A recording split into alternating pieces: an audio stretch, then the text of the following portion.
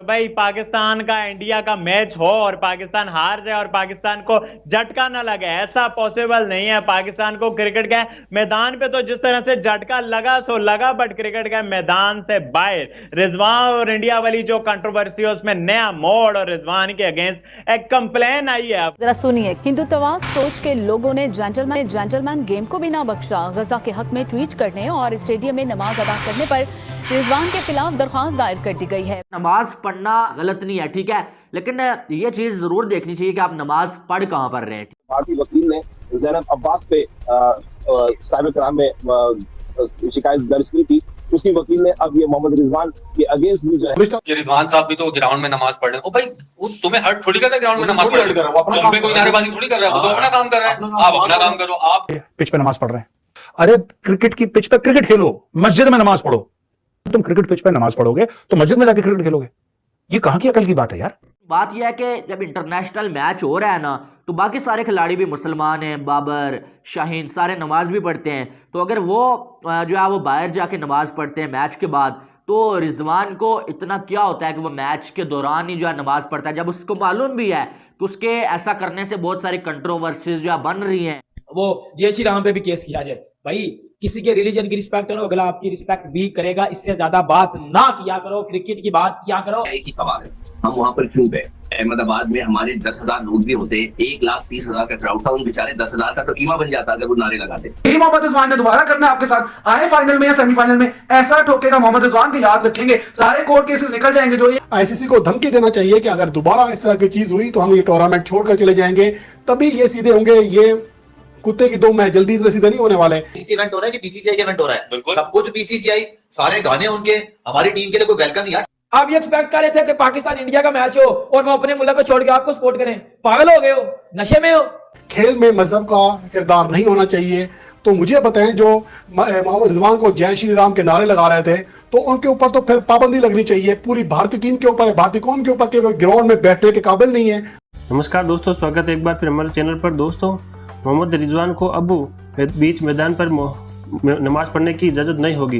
दोस्तों, भारत की ओर से अब सुप्रीम कोर्ट में केस लगाए गए हैं कि मोहम्मद रिजवान ने पाकिस्तान और नीदरलैंड के खिलाफ मैच के दौरान ही नमाज पढ़ रहा था। दोस्तों, वैसे मुस्लिम कंट्री तो पूरी पाकिस्तान है और सभी खिलाड़ी भी लगभग मुस्लिम है, लेकिन सिर्फ मोहम्मद रिजवान ही बीच मैच के मैदान में ही वो नमाज पढ़ने लग जाता है। तो फिर के बाबर आजम और बाकी के प्लेयर मुस्लिम नहीं है, वो भी मानते हैं और वो भी नमाज पढ़ते हैं, लेकिन मैच खत्म होने के बाद या फिर ड्रेसिंग रूम में जाकर नमाज पढ़ते हैं। लेकिन मोहम्मद रिजवान ऐसा नहीं है। मोहम्मद रिजवान अपनी दिखावा करता है और बीच मैदान में ही नमाज पढ़ता है।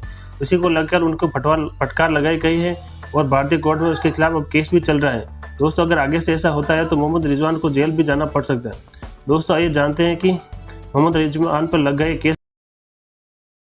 रिजवान की कंट्रोवर्सी जो है खत्म होने का नाम नहीं ले रही है, अब और ज्यादा ये बढ़ चुकी है भाई। और जो है वो वही नमाज मैदान में क्यों पढ़ी है भाई, जय श्री राम जो है रिजवान के सामने क्यों बोला है भाई, इसी में बातें चल रही हैं। और अब जो है वो अमर सोहेल जो है वो इंडिया पे नाराज नजर आए हैं और अमर सोहेल ने ये बोला है कि शर्म आनी चाहिए। उन्होंने इसी तरह से अल्फाज बोले हैं कि इंडिया को शर्म आनी चाहिए कि जो है वो मोहम्मद रिजवान को इंडिया में तंग कर रहे हैं, जब वो जा रहा है तो उसके सामने आवाज़ें लगा रहे हैं, या जो है वो जब नमाज पढ़ता है तो नमाज से उसे रोकते हैं। यानी कि नमाज पढ़ने से किसी को क्या मसला है? नमाज पढ़ना गलत नहीं है, ठीक है, लेकिन ये चीज़ ज़रूर देखनी चाहिए कि आप नमाज पढ़ कहाँ पढ़ रहे हैं, ठीक है। दूसरी बात यह है कि मैदान में भी नमाज पढ़ना गलत नहीं है, ठीक है, लेकिन बात यह है कि जब इंटरनेशनल मैच हो रहा है ना, तो बाकी सारे खिलाड़ी भी मुसलमान हैं, बाबर, शाहीन सारे नमाज भी पढ़ते हैं। तो अगर वो जो है वो बाहर जाके नमाज पढ़ते हैं मैच के बाद, तो रिजवान को इतना क्या होता है कि वो मैच के दौरान ही जो है नमाज पढ़ता है, जब उसको मालूम भी है कि उसके ऐसा करने से बहुत सारी कंट्रोवर्सीज जो है बन रही हैं।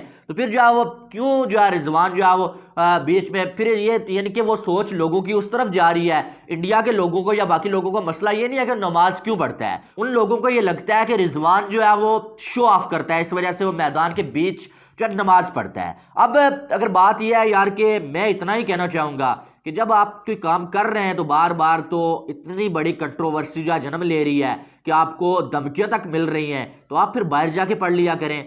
जाहिर है, जब जो है ड्रिंक ब्रेक होती है तो जो वो तकरीबन जो 5 मिनट का जो वक्फा होता है, ठीक है, 5 मिनट में नमाज आराम के साथ हो जाती है। तो मैं यही जो है वो एडवाइस देना चाहूँगा कि रिजवान जो है फिर बाहर जाएं, बाहर जाके जो आराम के साथ नमाज पढ़ के 5 मिनट में वापस आ जाएं, ये भी हो सकता है। बीच में भी जो है वो खिलाड़ी जो है हमने देखा कि जो है वो टाइम लेके बाहर तो जाते हैं, जब वो वॉशरूम में जाते हैं तो काफ़ी सारा उन्हें जो है 3-4 मिनट मिल जाते हैं ब्रेक के टाइम में। तो रिजवान को नमाज का टाइम क्यों नहीं मिल सकता, वो बाहर जाके पढ़ सकते हैं, ठीक है।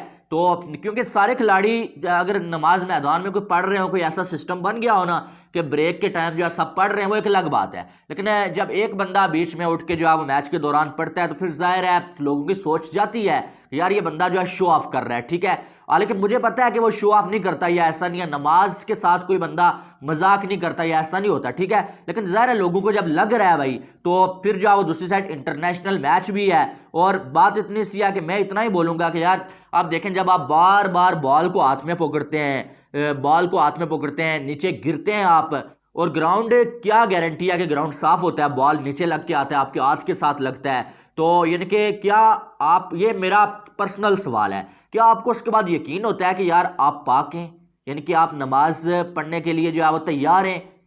क्योंकि खेलते हुए कुछ भी हो सकता है ना, आप शॉट मारते हैं जोर से, आपको क्या पता कि आपका वुजू है नहीं है, आप बावुजू हैं या नहीं है, या वुजू आपका टूट चुका है। तो इसलिए ये भी होता है, थोड़ा ये भी ध्यान रखना चाहिए। और रिजवान को बाहर जाके आराम के साथ बावुजू होके दोबारा से वुजू करके जो नमाज अदा करनी चाहिए। अब रिजवान पे एक कंप्लेन फाइल हुई है, कंप्लेन ये फाइल हुई है कि इसको ग्राउंड में नमाज पढ़ने की इजाजत नहीं होनी चाहिए। और वो मुझे भी रियलाइज हुआ है इस वर्ल्ड कप में भी बाबरी, हमारा एक कल्चर ऐसा है कि हमें मतलब उस तरह से आदत नहीं होती सेकुलर कंट्रीज में रहने की या क्रॉस रिलीजन में रहने की, जहाँ 5-6 रिलीजन हो तो वहां अपनी वैल्यूज को कैसे प्रोटेक्ट करना है, आपने क्या करना है और क्या नहीं करना, क्या चीज ठीक है क्या चीज नहीं ठीक। तो अभी मुझे भी रियलाइज होता है, हालांकि रिजवान अब पिछले 3-4 साल से वो खेलते आ रहे हैं और वो 3-4 साल से यही कुछ करते आ रहे हैं, वो ग्राउंड पे नमाज पढ़ते हैं ब्रेक में, और ऐसा हर बार होता है, हर जगह होता है, चाहे वो जो भी मैच खेल रहा हूँ। वही सीन हुआ है। अब दिल्ली के एक लॉयर ही हैं, आई थिंक उन्होंने कंप्लेन की है। तो अब रिजवान वाले इंसिडेंट पे मुझे भी रियलाइज हो रहा है कि जब हम बात करते हैं कि जब आप बाउंड्री के अंदर होते हो तो सिर्फ क्रिकेट की बात होती है, तो भाई बाउंड्री के अंदर मुझे भी अब रियलाइज होता है कि रिजवान का नमाज पढ़ना मुनासिब चीज नहीं है, नहीं होना चाहिए आईसीसी को। क्योंकि अब आप मुझे बताएं, कल को वो हिंदू अपना कोई वो नारियल और वो चीजें लेके आ जाएं, वो कहें हमने भी मिड ब्रेक में वो करना है या कुछ, तो वो एक रिलीजियस हब बन जाएगा, मतलब वो मस्जिद मंदिर बन जाएगा। बजाय आप ड्रेसिंग रूम में चले जाओ, आप ब्रेक ले लो, मिड ब्रेक में पढ़ लो, बाद में पढ़ लो, मुझे भी ये कुछ उतनी मुनासिब बात नहीं लगती बाबर भाई। देखिए, दीन हमारा बहुत आसान है, इसमें कोई पाबंदी नहीं है, दीन हमारा बहुत आसान है। और ये ज़रूरी नहीं है, आप एक मिसाल के तौर पे आप सफ़र में हैं, आप सफ़र के लिए जा रहे हैं तो आप 2 नमाज़ों को एक साथ पढ़ सकते हैं, ठीक है।